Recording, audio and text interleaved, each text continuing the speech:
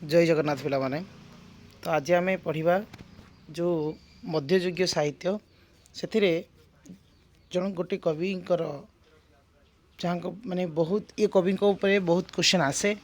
Okay यहाँ कथा तबे टीजीटी आर्ट्स रे भी पाइब टीजीटी ओडिया रे भी पाइब जो माने उभय टीजीटी आर्ट्स और टीजीटी ओडिया एग्जाम दौरान तो दी बोथ पिला बहुत इंपोर्टेंट अच्छी।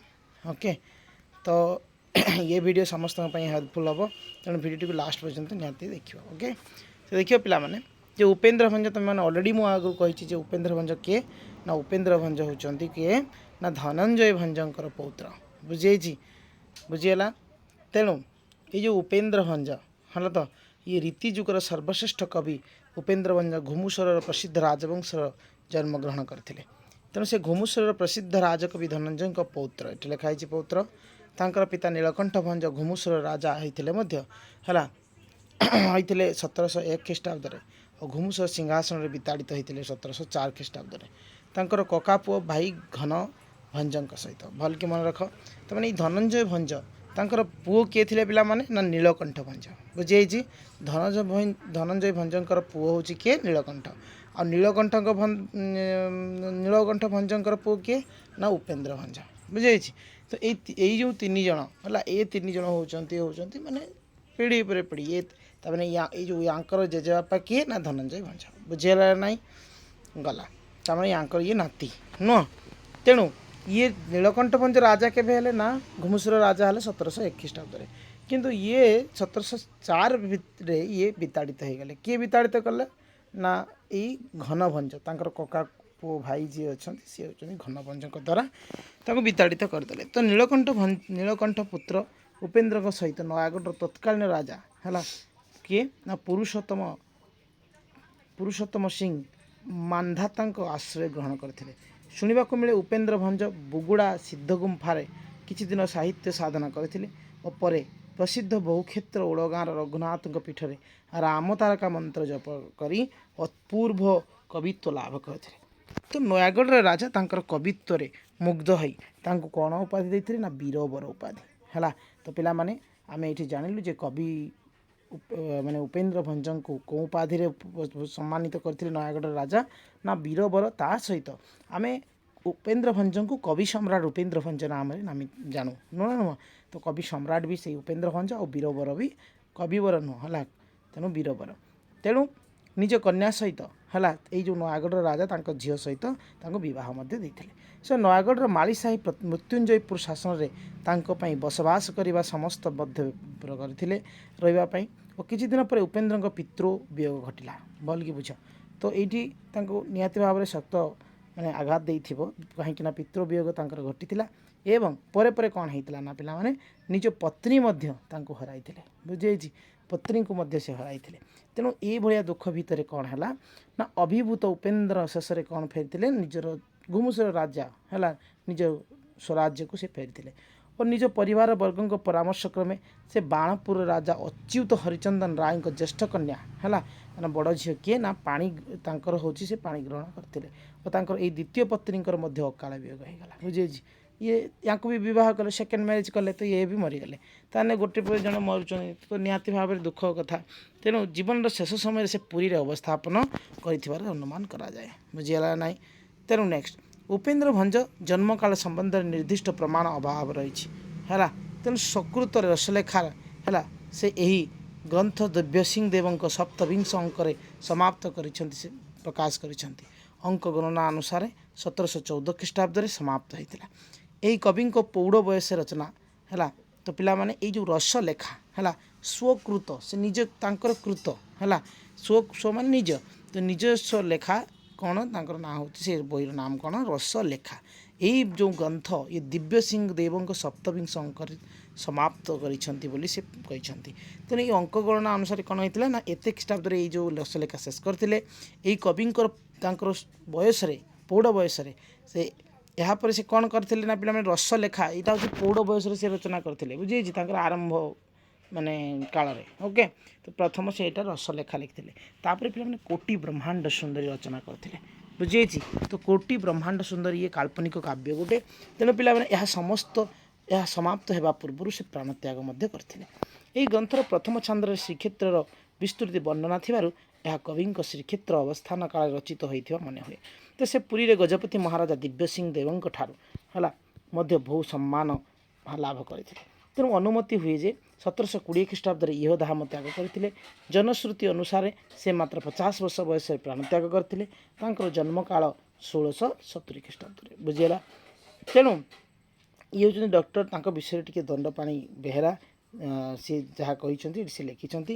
ତ ଆମେ ଦେଖିବା ତାପରେ କ'ଣ ଅଛି। ଓକେ, ତେଣୁ ସେ କହିଛି ସ୍ୱକୃତ ରସଲେଖା କବି ଏହି ଗ୍ରନ୍ଥରେ ସମାପ୍ତିକାଳୀନ ସମ୍ବନ୍ଧରେ ଯେଉଁ ସୂଚନା ଦେଇଛନ୍ତି ତାହାରି ଭିତରେ କବିଙ୍କ କାଳ ନିର୍ଦ୍ଧାରଣ କରିବା ପରେ ସେ କୌଣସି ସୂଚନାର ପ୍ରମାଣିକ ପରୀକ୍ଷା ନ କରି ହେଲା ତାହା ଗ୍ରହଣ କରିନେବା ସମାଚୀନ ହେବ ନାହିଁ। 1703 ଖ୍ରୀଷ୍ଟାବ୍ଦରେ କବିଙ୍କର ପିତା ନୀଳକଣ୍ଠ ଭଞ୍ଜ ହେଲା ଗାଦିଚ୍ୟୁତ ହୋଇ ରାଜତ୍ୟାଗ କରିଥିଲେ। ବୁଝିଯାଇଛି। ମୁଁ କହିଥିଲି 1703ରେ ତାଙ୍କୁ ଇଏ କରିଦିଆ ହେଲା। ସେହି ବର୍ଷ ଉପେନ୍ଦ୍ର ଭଞ୍ଜ ଜନ୍ମଲାଭ କରିଥିଲେ ବୋଲି ଗ୍ରହଣ ଆଦୌ ଯୁକ୍ତି ନୁହେଁ। କାହିଁକି ନା ସେତେବେଳେ ସିଏ ହେଉଛନ୍ତି କ'ଣ ବୈଦେହୀଶ ବିଳାସ ରଚନା କରିଥିଲେ। ବୁଝିଯାଇଛି। ତେଣୁ 1703 ଖ୍ରୀଷ୍ଟାବ୍ଦରେ ଉପେନ୍ଦ୍ର ଭଞ୍ଜ ନିତ ପିତାମହ ଧନଞ୍ଜୟଙ୍କ ପ୍ରଭାବରେ ବୈଦେଶିକ ବିଳାସ ହେଲା ତାଙ୍କର ଯେଉଁ ଜେଜେବାପା ଥିଲେ ସେ ଜେଜେବାପାଙ୍କ ପ୍ରଭାବରେ ସେ କ'ଣ ରଚନା କରିଥିଲେ ନା ବୈଦେହୀଶ ବିଳାସ ତ ନାହିଁ ସେ ରଚନା କରିସାରିଥିଲେଣି। ତେଣୁ ଇତ୍ୟାଦି କେତେକ କାବ୍ୟ ରଚନା କରିଥିଲେ। ଏହି ଦୃଷ୍ଟିରୁ ଅଧିକ ଗବେଷଣା ବଳରେ କବିଙ୍କର କାଳ ସମ୍ବନ୍ଧୀୟ ଏହି ନୂତନ ମତଟିର ନିର୍ଭୁଲତା ପ୍ରମାଣିତ ନ ହେବା ପର୍ଯ୍ୟନ୍ତ ପୂର୍ବ ନିର୍ଦ୍ଧାରିତ କାଳ 1720 ହିଁ ଗ୍ରହଣଯୋଗ୍ୟ, ମାନେ ଯେଉଁ ଜନ୍ମଟା ହେଲା ଆମେ ଜାଣିପାରିବା। ତେଣୁ ପିଲାମାନେ ତ ଏଇ ଯେଉଁ ଉପେନ୍ଦ୍ର ରାଜ ପରିବାରରେ ଜନ୍ମଗ୍ରହଣ କରିଥିବାରୁ ହେଲା ବାଲ୍ୟକାଳରେ ଉପଯୁକ୍ତ ଶିକ୍ଷା ନିହାତି ପାଇଥିବେ ହେଲା। ତେଣୁ ସେ ପାଇଥିଲେ ବି। ତେଣୁ ତାଙ୍କ ଦ୍ୱାରା ରଚିତ ଗ୍ରନ୍ଥମାନଙ୍କ ମଧ୍ୟରୁ ଜଣାଯାଏ ଯେ ନାଟକ, କାବ୍ୟ, ପୁରାଣ, ଅଳଙ୍କାର, ଜ୍ୟୋତିଷ, କାମଶାସ୍ତ୍ର, ଧନୁର୍ବେଦ, ଅଭିଧାନ ହେଲା। ଅଭିଧାନ କ'ଣ ପିଲାମାନେ ଡିକ୍ସନାରୀ ହେଲା, ବିଭିନ୍ନ ଡିକ୍ସନାରୀ ମାନେ ଇଏ କରିଛନ୍ତି। ତନ୍ତ୍ର, ଦର୍ଶନ ହେଲା ଇତ୍ୟାଦି ସଂସ୍କୃତ ଗ୍ରନ୍ଥମାନ ଆୟତ୍ତ କରିଥିଲେ। ସେ 26 ଗୋଟି ଗ୍ରନ୍ଥର ରଚୟିତା ବୋଲି କ'ଣ ସ୍ୱରଚିତ ଚିତ୍ରକାବ୍ୟ ବନ୍ଧୁଦ୍ୱୟ କାବ୍ୟରେ ପ୍ରଥମ ଛାନ୍ଦରେ ଉଲ୍ଲେଖ କରିଛନ୍ତି ହେଲା। ତ ଏଇ ଯେଉଁ ବହିରେ ସିଏ କହିଛନ୍ତି କ'ଣ ନା ମୁଁ 26ଟି ଗ୍ରନ୍ଥ ରଚନା କରିଥିଲି, ସେ ନିଜେ ଲେଖିଛନ୍ତି। ତେଣୁ ଚିତ୍ରକାବ୍ୟ ବନ୍ଧୁଦ୍ୱୟ ଏ କାବ୍ୟ ପରେ ସେ ଆଉ କେତୋଟି ରଚନାକୁ ଜନ୍ମ ଦେଇଥିଲେ। ତେଣୁ ତାଙ୍କର ସମସ୍ତ ରଚନା ଯେ ଲୋକଲୋଚନକୁ ଆସିଛି ଏହା କୁହାଯାଇ ନପାରେ। ବହୁତ ଜିନିଷ ଆହୁରି ରହିଯାଇଛି, କେଉଁଠି ଅଧେ ପ୍ରିଣ୍ଟେଡ଼ ନାହିଁ, କୌଣସି ଅଧେ ମାନେ ଆଜି ପର୍ଯ୍ୟନ୍ତ ମିଳିନାହିଁ। ଓକେ, ତ ଅଦ୍ୟାବଧି ଲୋକଲୋଚନକୁ ଆସିଥିବା ତାଙ୍କ ରଚନାବଳୀ ନିମ୍ନତେ 5ଟି ଭାଗରେ ଆମେ ବିଭକ୍ତ। ତ ପିଲାମାନେ ତାଙ୍କର ଯେତେ ସବୁ ବହି, ତାଙ୍କର ଯେତେ ସବୁ ଗ୍ରନ୍ଥ ଲେଖା ଅଛି, କାବ୍ୟ ହେଉ କବିତା ହେଉ, ତ ଇଏ ସବୁକୁ ଆମେ 5 ଭାଗରେ ବିଭକ୍ତ କରିଛୁ। କ'ଣ ସେଟା ପିଲାମାନେ ନା ଗୋଟେ ହେଉଛି ପୌରାଣିକ କାବ୍ୟ, ଗୋଟେ ହେଉଛି କାଳ୍ପନିକ କାବ୍ୟ, ଗୋଟେ ହେଉଛି ଅଳଙ୍କାର ଶାସ୍ତ୍ର ଭିତ୍ତିକ କାବ୍ୟ, ଆଉ ଗୋଟେ ହେଉଛି ଗୀତିକା ହେଲା। ତ ଇଏ 4ଟା, ଆଉ ଗୋଟେ ଅଛି କ'ଣ ନା ଏଠି ପିଲାମାନେ ବିବିଧ ରଚନା ହେଲା। ମନେ ରଖିବ ବହୁତ ଇମ୍ପର୍ଟାଣ୍ଟ ଏଇଠି ଅଛି। ଟିକେ ଏତିକି ଟିକେ ମନେ ରଖ ପିଲାମାନେ। ପୌରାଣିକ କାବ୍ୟ କ'ଣ ନା ଅବନାରସ ରଙ୍ଗ, ଆଉ କଳା କୌତୁକ, କୁଞ୍ଜ ବିହାର, ବୈଦେହୀଶ ବିଳାସ, ବ୍ରଜଲୀଳା, ରାମଲୀଳାମୃତ, ରାହାସ ଲୀଳା, ସୁଭଦ୍ରା ପରିଣୟ। ଆଉ ଗୋଟେ ହେଉଛି କ'ଣ କଳାବତୀ, କଳା କାମକଳା, କୋଟି ବ୍ରହ୍ମାଣ୍ଡ ସୁନ୍ଦରୀ, ଚନ୍ଦ୍ରକଳା, ଚନ୍ଦ୍ରରେଖା, ଚିତ୍ରଲେଖା, ତ୍ରୈଲୋକ୍ୟ ମୋହିନୀ, ପ୍ରେମଲତା, ପ୍ରେମସୁଧାନିଧି, ଭାଗବତୀ, ମନୋରମା, ମୁକ୍ତାବତୀ, ରସଲେଖା, ରସିକ ହାରାବଳୀ, ରାବଣ୍ୟବତୀ, ଶୋଭାବତୀ, ସୁବର୍ଣ୍ଣରେଖା ଆଉ ହେମମଞ୍ଜରୀ। ଇଏ ହେଉଛି କ'ଣ କାଳ୍ପନିକ କାବ୍ୟ। ତ ପିଲାମାନେ ଅଳଙ୍କାରିକ କାବ୍ୟ କ'ଣ ନା ଚିତ୍ରକାବ୍ୟ ବନ୍ଧୁଦ୍ୱୟ, ଯେଉଁଟା ମୁଁ ସେଇଟା କହିଥିଲି ହେଲା। ୟାରି ଭିତରେ ସେ 26ଟି ଗ୍ରନ୍ଥ ଲେଖିଛନ୍ତି। ଓକେ, ତ ଛାନ୍ଦଭୂଷଣ, ରସପଞ୍ଚକ, ରସମଞ୍ଜରୀ ହେଲା। ରସପଞ୍ଚକ ମୁଁ କହିଥିଲି ମଝିରେ ଥରେ କିଏ ଲେଖିଥିଲେ ଗୋଟେ କ୍ୱେଶ୍ଚନ୍ ଡିସ୍କସ୍ କରିଥିଲି, ତାହେଲେ ଇଏ କିଏ ଉପେନ୍ଦ୍ର ଭଞ୍ଜ। ଓକେ, ଗୀତିକା ପିଲାମାନେ ବହୁତ ସମସ୍ତେ ଗୀତିକା ତ ରଚନା କରିଛନ୍ତି, ଇଏ ବି ମଧ୍ୟ ଗୀତିକା ରଚନା, ଯେମିତିକି ଯମରାଜ ଚୌତିସା, ବିଭିନ୍ନ ଚୌତିସା ଆହୁରି କରିଛନ୍ତି। ତେଣୁ ଚୌପଦୀ ଚନ୍ଦ୍ର ହେଲା। ଆଉ କ'ଣ ପିଲାମାନେ ନା ଚୌପଦୀ ଭୂଷଣ ପ୍ରଭୃତି କେତେକ ଚୌପଦୀ, 6 ପୋଇ, 12 ପୋଇ ହେଲା, 16 ପୋଇ ଇତ୍ୟାଦି କେତେକ ପୋଇ ଓ ବଜାର ବୋଲି ଇତ୍ୟାଦି ହେଲା। ତେଣୁ ବିବିଧ ରଚନା କ'ଣ ନା ଗୀତାଭିଧାନ ହେଲା। ଗୀତାଭିଧାନ ଗୋଟେ ବହି ସେ ଲେଖିଛନ୍ତି ହେଲା। 36 ରାସ, ନାରଦ ପୁରାଣ, ପୁରୁଷୋତ୍ତମ ମହାତ୍ମ୍ୟ, ବିଚିତ୍ର ତରଙ୍ଗିଣୀ, ଷଡ଼ଭୁଜ ଇତ୍ୟାଦି ହେଲା। ତ ଏସବୁ ହେଉଛି 5ଟି ବିଭିନ୍ନ ପ୍ରକାରର ଗ୍ରନ୍ଥ ବିଷୟରେ ଆମେ ଆଲୋଚନା କଲୁ ହେଲା। ଆଉ ସେ ବହିର ବି ନାମ ଆଲୋଚନା କଲୁ। ତ ଏବେ ଆମେ ଦେଖିବା ପିଲାମାନେ ଏତିକି ହେଲା ମୁଖ୍ୟ। ଆଉ ତା ବିଷୟରେ ଯଦି ସବୁ ବହି ତୁମେ ପଢ଼ିବାକୁ ଚାହିଁବ ତୁମେ ପଢ଼ିପାରିବ। କିନ୍ତୁ ଏଠି ଯେଉଁ ଆଜି ଆମେ ଆଲୋଚନା କରିବା ଆଉ କିଛି ବହୁତ ଇମ୍ପର୍ଟାଣ୍ଟ ବୁକ୍ସ ହେଲା, ସେଇଟା କାଳ୍ପନିକ କାବ୍ୟ ହେଇପାରେ, बा पौराणिक काव्य हो पारे जहाँ भी हो पारे ये पांच भितर किछि किछि जिनस आम हाल्का टी पढ़ा ओके। तो प्रथम हूँ वैदेश विलास तुम जान वैदेश विलास तार प्रारंभिक शब्द माने वर्ण कौन ना ब अक्षर आरंभ होगा बो व्यंजन वर्ण आरंभ होती देखिए से कौन को लिखिं क्या लिखिं ये बहीटी लिखाई कवि सम्राट लिखिं ना यही ग्रंथटी रामचरित को केन्द्र कर लिखाई श्रीराम प्रभु श्रीराम उद्देश्य ये माने विषय माने जो वैदेश विलास लिखिं तो प्रथम छांदे प्रथम दुई पदे मंगलाचरण गान करें मंगलाचरण कवि पांडित्यर यथार्थ परिप्रकाश यहाँ कहले यह अर्थ कले विष्णु को बुझाइब शिव को मध्य बुझाइब दुर्गा को जगन्नाथ को रामचंद्र को बुझाइब सूर्यवंशी रामचंद्र चरित एपायित हो सूर्य देवता को मध्य बुझाइब तेणु अर्थ करने केवल गभीर विद्याभत्ता आवश्यक समग्र रामायण विषय वस्तु एपायित कवि यही काव्यटी पितामह धनंजय भंजक श्रीराम विलास है तो श्रीराम विलास काव्य द्वारा प्रभावित हो रचना करते तो पिला माने ये जो वैदेश विलास तुम देखिपार जेजेबापा लिखिते श्रीराम विलास और श्रीराम विलास को सी देखी देखी कौन करदे ना वैदेश विलास लिखिदे है मैंने जेजेबापाठू नाती हूँ आहरी आगे को चलते बुझी तो पिला माने जेजेबापाठू आम उपेन्द्र भंज बहुत नाम तांकर से छाड़ी जाइछंती नाम बहुत अच्छी ओके। तेणु पिला माने कवि काव्य विभिन्न देवादेवी वंदना गान करी निजक गभीर अध्यात्मवादी हिसाब से केवल परिचय करना विविध प्रसंग रे वर्णन रे कौन करचंती ना विरोजा ऋषिकुल्या प्राची महोदधि पुरुषोत्तम क्षेत्र इत्यादि उल्लेख करी स्वेदश प्रीतिर परिचय प्रदान करिसेंती। तो पिला माने बो अक्षर नियमानुसार रचित ये काव्यटी 52 छांद विशिष्ट। तो पिला माने भल कि मन रख जे वैदेश विलास केते छांद विशिष्ट ना 52 छांद विशिष्ट आउ यार आरंभ केते पिला माने ना बो अक्षर आरंभ है यह शब्दालंकार अर्थालंकार विशाल बारिधि सदृश बुझी ताने एथिरे तुम देखा पाइब शब्दालंकार आउ अर्थालंकार विभिन्न वर्णना देखा मिल एथिरे आद्य जमक आद्य मध्य जमक मध्य प्रांत जमक आद्य प्रांत जमक माल जमक श्रृंखला जमक सिंहावलोकन जमक व्याघ्र चंदित सभंग श्लेष अनुप्रास अंतर्लिपि बहिर्लिपि इत्यादि बहुल उदाहरण देखा मिले। तो पिला माने तुम व्याकरण रे देखि ना पिला माने खाली जमक अलंकार देखि नो अनुप्रास देखि सभंग अभंग देखि किंतु बहुत अच्छी जिनस पिला माने तुम आम नेक्स्ट वीडियो देखा जे व्याकरण बहुत विशाल जिनस ता भीतर क्वेश्चन आसो नॉर्मल व्याकरण तो हल्का आसो किंतु ये व्याकरण भी मध्य आसो कहीं तुम प्राच्य पाश्चात्य सभ्यता जो पार्ट 2 है से टॉपिक अच्छी ओके।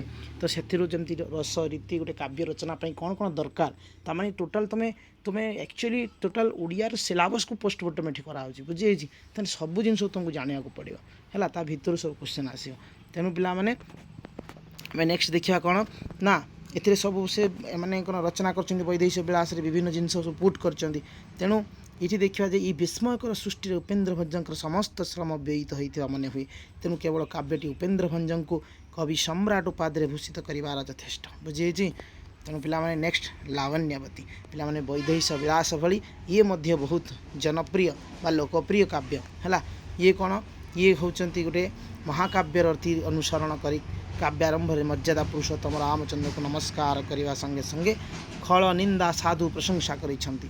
लावण्यवती चंद्रभानु प्रणयन कहानी को नहीं ये काल्पनिक काव्य गढ़ी उठी पार्वती मानस कन्या वांछावती नियम उल्लंघन करिथिबा कारणरू अभिशापग्रस्त होई हला मर्त्य सिंहल देशर राजकन्या लावण्यवती रूपे जन्म ग्रहण करिछि तार प्रणय प्राथी प्रभाकर नामक क्षत्रिय युवक गंगा सागर निजक झास दे कर्णाटक राजकुमार चंद्रभानु रूपे जन्म ग्रहण करिसेंती बुझीगला। तेणु से दुहे आलोच्य काव्यर नायक नायिका है तो नायक नायिका जानीपार तेणु लावण्यवती जो मैंने कौन देखा जे लावण्यवती है यौवन में पाद देला तापाई उपयुक्त बरर संधान करने निमंते तार पिता चित्रपट सहित जड़े सन्यासी को विभिन्न देश को पठाई कर्णाटक राजपुत्र चंद्रभानु चित्रपटटी देखी है लावण्यवती को पाइबा को आग्रह प्रकाश करें आमर नायिका किए लावण्यवती आउ ये हूँ चंद्रभानु है तेणु नायक हूँ चंद्रभानु ये गुड़ा बहुत इंपोर्टेंट नायक नायिका किए है लावण्यवतीर नायक किए लावण्यवतीर नायक हूँ चंद्रभानु मन रख पिला 100% आसो है चंद्रभानु आउ नायिका हूँ लावण्यवती। तो सन्यासी सहायता लावण्यवती सहित तार पत्र विनिमय संभव होती रामेश्वर मंदिर सिंहल राजा सपरिवार उपस्थित थिबा समय चंद्रभानु नारीवेश लावण्यवती सहित साक्षात करिछि और पिता माता कुमार कुमारी मध्य अनुराग प्रीति थिबार जानी से दुहिं को विवाह बंधन रे बांधि देइछन्ति। परवर्ती केतोटी छांद्रे नवदंपति संभोग मुखी विलास वर्णना प्रदत्त देवगण अभिशाप फल ये दुहिं मध्य प्राय एक वर्ष विच्छेद हो देखा शेष में एमानक मध्य मिलन संगठित होती। कर्णाटक राजा चंद्रभानु हस्ତରେ राज्यर शासन भार अर्पण कर पुरुषोत्तम शेष यात्रा करिसेंति। काव्यटी सेटा 52 थिला, एटा होची 48 छांद विशिष्ट पिला माने तेणु 2361 पद विशिष्ट है बोली कवि निजे व्यक्त करिसेंति। नायक नायिका विच्छेद काल प्रदत्त ऋतुपन्ना कवि पांडित्य और कवित्व तथा वर्ण चातुरीर श्रेष्ठ निदर्शन। यार शब्द संयोजन चमत्कारिता अनुप्रासमय पदावली रे मनोहारिता और प्राणस्पर्शी भाव व्यंजन स्वाभाविक आकर्षणीय रसग्राही पाठक को मंत्रमुग्ध करि थाए। पिला माने ये थिला होची किए ना को काव्य आम आलोचना कलु ना लावण्यवती और वैदेही विलास। एवं आम देखा कोटि ब्रह्मांड सुंदरी ये सब माने लोकप्रिय काव्य सब बुझीगला पिला माने। तो कोटि ब्रह्मांड सुंदरी ये गोटे काल्पनिक काव्य कविंकर तो परंपरा रक्षा करी से मंगलाचरण कर श्री जगन्नाथ महाप्रभु को वंदना गान करिसेंति। काव्य श्रीक्षेत्र और श्री जगन्नाथ महात्म्य मध्य एथिरे कीर्तित। चंपानगरी राजा विश्वनंदा कुमारी है तो एठिकार नायिका किए ताने पिला माने कोटि ब्रह्मांड सुंदरी ओके सहित पाटलिपुत्र राजा दीप्ति सार पुत्र पुष्पकेतुर है मन रख नायक किए पुष्पकेतु प्रणय लीला ए रूपांतरित। दैव जोगे प्रथम देखार दुहें दुहिं को भल पाई बसिछन्ति और देवमाया बल से विच्छेद घटी और परस्पर को स्मरण कर दुहें कामज्वार पीड़ित होती। शेष में निज वीरत्वर पराकाष्ठ प्रदर्शन कर पुष्पकेतु निज प्रणयनी को है लाभ कर बुझीगला। तो पिला माने तो काव्य तुम निजे लिखिपर पिला माने गोटे स्टोरी को तुम लिख कि विभिन्न तुम शब्द जो संयोजन कर आकर्षणीय हवा दरकार चित्ताकर्षक हवा दरकार रस से दरकार गुण थी दरकार अलंकार भर रही दरकार से बुझे तेणु यही काव्य 35 छांद विशिष्ट मन रहा से 35 से 42 ना के यहाँ हूँ 35 बुझे प्राय प्रत्येक छांद भिन्न भिन्न रागरे रचित है। तो पिला माने तो विषय वस्तुर परिवर्षित रसर परिप्रकाश निमित्त छांद विशिष्ट केतेक निर्दिष्ट रागरे रचित। कविंकर वर्ण चातुरी अति मनोहर प्रकृति वर्णना नायक नायिका रूप वर्णना इत्यादि माने कवि लेखन अति जीवंत परिप्रकाश लाभ कर प्रत्येक पद रसपूर्ण विभिन्न अलंकार प्रयोग काव्य सुंदरी अपरूप सौंदर्य धारण कर पंचविंश छांदर एका बेलके वर्षा शीत ग्रीष्म ऋतुर वर्णना कर। क्वेश्चन आसो जे कौ काव्य है आमर कवि सम्राट उपेन्द्र भंज है ऋतु मानकर वर्णना करिसेंति है ऋतु मानकर वर्णना कर कौन कोटि ब्रह्मांड सुंदरी रे पिला माने 13 अक्षर विशिष्ट 4 गोटी धाड़ी पड़गले गोटे ऋतुर वर्णना च्युताक्षर पद्धति रे प्रत्येक धाड़ी गोटे करी अक्षर बाद दे पड़गले अन्य गोटे ऋतुर वर्णना प्रत्येक धाड़ी प्रथम दुईटी अक्षर को बाद दे पड़गले अन्य एक ऋतुर वर्णना केते सुंदर से लिखिछन ताने बुझी तेणु पढ़ो जदि केते समय पाइब है तेणु छांदर 30 जाक पद यही रीति ऋतु वर्णना व्ययित एवं कवि अपूर्वपूर्व शब्द प्रयोग चातुरी राग विन्यास कौशल प्रतिपादक रचना शैली यही कौशल से अवश्य संस्कृत साहित्य निकट में ऋणी। यही काव्य से घेन नैश पराए अर्थात यही काव्य ए वाक्य संस्कृत काव्य साहित्यर महामहिष नैषेध काव्यर समकक्ष बोली जहाँ कहते यथार्थ बुझेगा पिला माने आहरी होती कौन आज आम देखा पुणी ना प्रेम सुधानिधि है ये भी हूँ गोटे माने बहुत सुंदर काव्य से देखा आम से ओके तापर रस लेखा देखा ओके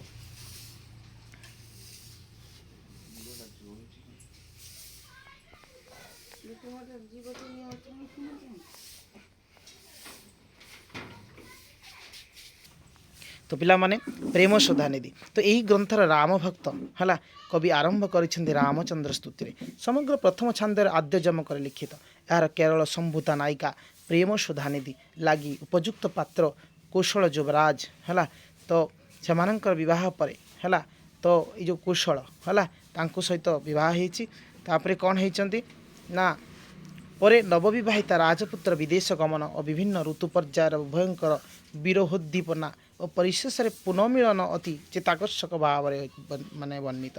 तो विवाह मिलन और बराह है बराहादीर चित्र प्रदान निमंते कवि निजर अनन्य कल्पना प्रस्तुत काव्य भली गतानुगतिक अनुसरण करते हैं यार केतेक स्वतंत्र रही। तो पिला माने तमें मैंने भी ये सब पढ़ी तुमको भी लगुव ना जे मु भी हूँ गोटे किसी लिखिपारि काव्य हो जेकोसी छोट बही नुह नुह तो तुम्हें भी तुम काल्पनिक भावना धारा प्रयोग करी है तुम्हें भी किसी लिखिपार तापाई कौन दरकार ना त्याग दरकार धैर्य दरकार ओके समय दरकार। तो ये सब तुम्हें बसिकी गोटे माने कौन निर्जन स्थान में बसिकी गोटे फांका जगार बसिकी तुम्हें एगुड़ा कर तुम्हें भी गोटे साहित्यिक हो पार ओके। साहित्य पिला माने बेसिकाली तुम्हें देखुव तो साहित्य को कौन कौन दरकार तो साहित्य हूँ गोटे विराट बृट वृक्ष है तुम्हें जमी माने तैयारी कर बुझे ना तेणु है तेणु काव्यर नायक नायिका पूर्वजन्म वृत्तांत ए प्रदत्त होना तेणु से पितामाता परिचय प्रदान से बाल्य लीला वर्णनार कवि समय नष्ट करना नगर उपवन सरोवर संध्या प्रभात ऋतुवर्णार विस्तृति वर्णना को मध्य प्रश्रय दि जाए ना। पात्र पात्री संख्या सेपरी स्वल्प काव्यर कथावस्तु से परी संक्षिप्त विरहानुचिंता काव्यर विशेष स्थान अधिकार करिछि। काव्यर नायिका नामहीन है ना समग्र काव्य केवल प्रेम सुधानिधि नामटी दृष्टिगोचर हुए है। तेणु पिला माने इथि जो काव्यर नायक से कुशल बोली राज्य ही पारे किंतु मे भी सेठी किछि नाही है। तेणु काव्यटी 16 छांद विशिष्ट है तेणु विभिन्न राग रागिणी युक्त तेणु यार आकार तुलन अलंकार भार अधिक अर्थ गौरव पादलालित्य संगीत धर्मिता यही काव्यटी को भंजक कृति मानक मध्य एक विशिष्ट स्थान अधिकार कराए।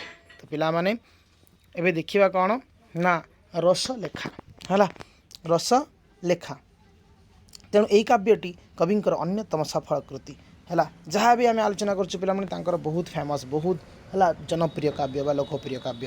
तेणु काव्यर प्रथम छंदरे कवि विष्णु नारायण और शिव स्वयं मंगल पदराबिंदरे भक्ति गर्घ्य निवेदन करपरे परिवेषण कर कथावस्तु बुझे जी स्वाभाविक कथा आम जो मंगाली को कम कार्य करूँ से आम कौन करूँ पिला माने ना आम सब आम कौन करूँ ना ठाकुर वर्णना आरंभ करूँ ना आम गणेश को माने प्रार्थना करूँ आम मांगलिक विवाह हो ये सब आम आम गणेश को आराधना करूँ ठीक सेमती से भी आराधना कर नैमिष्य रण्य वास कर ऋषि कपि शंकर 700 शिष्य एकादा तीर्थटन बाहरी चोलदेश मलयगिरी निकट रसोदय वन में प्रवेश करने मात्रे काम पीड़ित होती और काम पीड़ार रक्षा पाइबापी निकटवर्ती है जनपद मानक गृहस्थ जीवन यापन करपरी 12 वर्ष बीती जाइए। ऋषि कपिशांच शिष्य मान खोजा जाई निजे मध्य रसोदय वन में है अनुरूपी दशा भोग कर चोलदेश को जाई से ही राज्यर राजकन्या लीलावती पाणी ग्रहण करिसेंती और लीलावती गर्भर जन्म नहीं रसलेखा कन्या है रसलेखा कन्या। तो यौवनर पदार्पण करिवारे तांकर विवाह बई बरपात्र खोजा चली और सुधानिधि नगर राजपुत्र विश्वभूति है मन रख विश्वभूति आउ रसलेखा है पिला माने ये सब बही हूँ नारी उपर सब माने बहीर नामकरण सब देखुच तो जहाँ लेखा है सब नायिका से तो नायिका मन रखापी बहुत इजी है जहाँ भी विषय अच्छी सब नायिका जब मागिला से ही लिखिदेव नायिका कि नायकटा टी सब टी नोट करनब है मन रही तेणु हठात नोट करनब आ छांद केतटा लिख यही सब जिन लिख है तेणु सहित हठात फूल तोड़ा बेले रसलेखार साक्षात होती क्वेश्चन आसो जे रसलेखार है कौ नायक सहित फूल तोड़ार साक्षात हो सीन अच्छी जो सीन कराई ये सीनटा कौ माने काव्य देखा मिले ना रसलेखा काव्य। तो केतेक असुविधा दूर होगापर दुहींक मध्य विवाह है संपादित होपर राक्षस गण विश्वभूति को लुचाई आनी निज राज्य छाड़ी प्रिया प्रिय प्रिया को और प्रिया प्रिय को खोजी आतुर होती शेष से मध्य पत्रर आदान प्रदान होती रसलेखा श्वशुर घर को आसी विच्छेद पर कांत कांता मिलन घटी। यही काव्य क्षुद्र क्षुद्र 22 छांदरे समष्टि सृष्टि मन रख 22 छांद ओके। तो यही काव्यर कविंकर वर्णना वैचित्र अवसान ना प्रणय प्रणयी विरोहाकूल चित्रांकन अपूर्व स्वातंत्र्य वैचित्र परिलक्षित हुए। श्रृंगार रसर यह मुख्य रस संभोग विप्रलंब उभयर समन्वय काव्यटी एकांत है चित्ताकर्षक होती। ऋतुपर्णार मध्य कवि असाधारण पांडित्य प्रदर्शन कर पिला माने एबे आमे देखिबा सुभद्रा परिणय ये हूँ गोटे पौराणिक काव्य। ये श्रीक्षेत्र वर्णना पुरुषोत्तम जगन्नाथ महिमा कीर्ति भाव द्वारकापुर वर्णना सुभद्रा जन्म बरणी नानाविध रचना शैली प्रदत्त वैदेश विलास ब अक्षर नाम रचित है भली यही प्रतिपादित आरंभ होती स मन रख सुभद्रा परिणय सु आरंभ और वैदेश विलास बरु आरंभ अवश्य स स्थान में तालवेश मुनेश दंतेश व्यवहृत है। तो पे तीनो स भी अलग अलग अल्टरनेटिव चेंज भी होती। तो यही पद संयोजन रसविन्यास भाव गर्भकता अलंकारता वर्ण विन्यास वास्तविक अतुलनीय बुझी। तो पे नेक्स्ट कला कौतुक है। कला कौतुक क अक्षर नियम रचित मात्र यार प्रतिपादर प्रथम अक्षर केवल क नुहे शेष अक्षरटी क रही केते कष्ट हो पिला माने ये सब भाविकी लिखापी बुझी तांकर भावनार माने कल्पना ना बुझी। तेणु पिला माने यही दीनकृष्ण दास रसकल्लर प्रतिशब्दता रसकल्लोल भली कला कौतुक तो प्रतिसंबंधन रचित बोली जानवा मिले। तेणु काव्यर परिसमाप्ति होइछि मात्र 10टी छांदरे प्रति छांद रचित मन रख कला कौतुक केतरी 10टी है। प्रति छांद रचित होइछि भिन्न भिन्न रागरे कृष्णंकर ब्रजलीला गोपलीला यार प्रधान्य उपजीव्य विषय वस्तु यही कथावस्तु कृष्ण और चंद्रावली मध्य होइथिबा केली कौतुक उपर आधारित होइथिबारु यार एपरि नामकरण होइछि। अलंकार विन्यासर मनोहारिता पदावलीर सरस संयोजना और वर्णन वर्णनीय चमत्कारिता काव्यटी को मर्यादावंत करिछि है। एबे आमे देखिया पिला माने अवनारस तरंग है ये सब गोटे काव्य। तो ये काव्यटी मध्य कौन सी अक्षर वर्णनायुक्त होना किंतु विभिन्न रागरे रचित और द्वादश छांदर समाप्त यही काव्यटीर विशेषत्व होउछि एथिरे अवना अक्षर क्रम कौन कुत्रापि भंग होना यार विशेषत्व अवधारणा है करबा पाई एथिरे केतोटी पंक्ति उदाहृत हो पारे। जय जय भक्त वत्सल जगत ईश्वर दशरथ नंदन वंदन जनकर बरधन अनंत जस ए जगतर बरधक अदंत सहज भक्तर समृद्ध संस्कृति साहित्य अन्य प्रादेशिक साहित्य यहीपरि रचना निश्चित भाव में विरल है। कवि किपरि प्रतिभावंत थिले ताहा यही रचना प्रदर्शित करे निहाती भाव में रचनार कौन तुलना ना बुझी। तो एबे पिला माने देखिबा आमे आ गोटे काव्य से काव्यर नाम होचंती कौन ना छांदभूषण है। ये 34टी छांदयुक्त पिला माने ये क ठारू क्ष पर्यंत 34टी है अक्षर को क्रमान्वय आदि आद्य रखी गोटे गोटे छांदरे रचित है। तेणु ए कृष्णलीला विवृत कृष्ण बाल्य पौगंड प्राथमिक यौवनर वर्णना देवा सहित है कवि गोपांगना मानकर शुद्ध और अनाबिल प्रेमानुराग पराकाष्ठा प्रदर्शन करिसेंती। काव्यर कवि निज वंश परिचय प्रदान करिसेंती मन रहा। तेणु नेक्स्ट हूँ पे गीताभिधान ये हूँ गोटे अभिधान बा शब्दकोश जोटा को आम कहते डिक्शनारी मुझे कहती। तेणु उपेन्द्र भंज पूर्वर यहीपरि ओडिया है यहाँ बहुत इंपोर्टेंट मन रख। तो ओडिया ग्रंथ नथिला पंडित माने संस्कृत रे रचित अमरकोश त्रिकांड मेदिनी और विश्वकोश प्रभृति अभिधान ग्रंथ गुड़िकर साहाय्य नेउथिले से यही अभिधान ग्रंथटी ओडिया रचना करी है।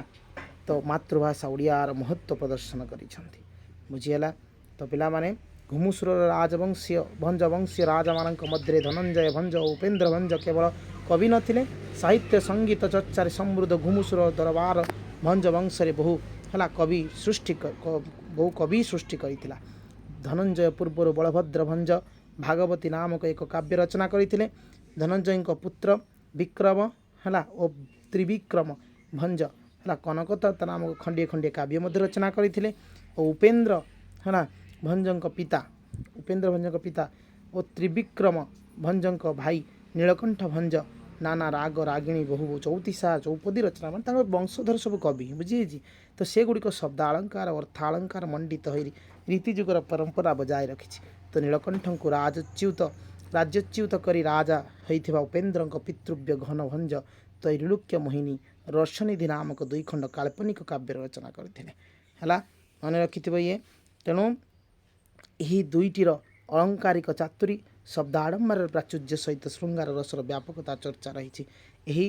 राजवंशर सारस्वत भित्तिक नीलकंठ भंजक पुत्र वीरवर उपेन्द्र भंज है किपरि समृद्ध सुदृढ़ करिपारिथिले ताहा पूर्वर आलोचित। ये सिना 2-3टी लिखिछन्ति सुंदर सुंदर बापा किंतु तांको पुत्र हेई से तांको बापा ठू तांकर जेजेबापा ठू आहुरी मध्य बळीगले से होउचन्ति भंज वंशर अन्यतम है किए दायाद बा कौन तांको वंश को आहुरी आग को नहीं जाइछन्ति।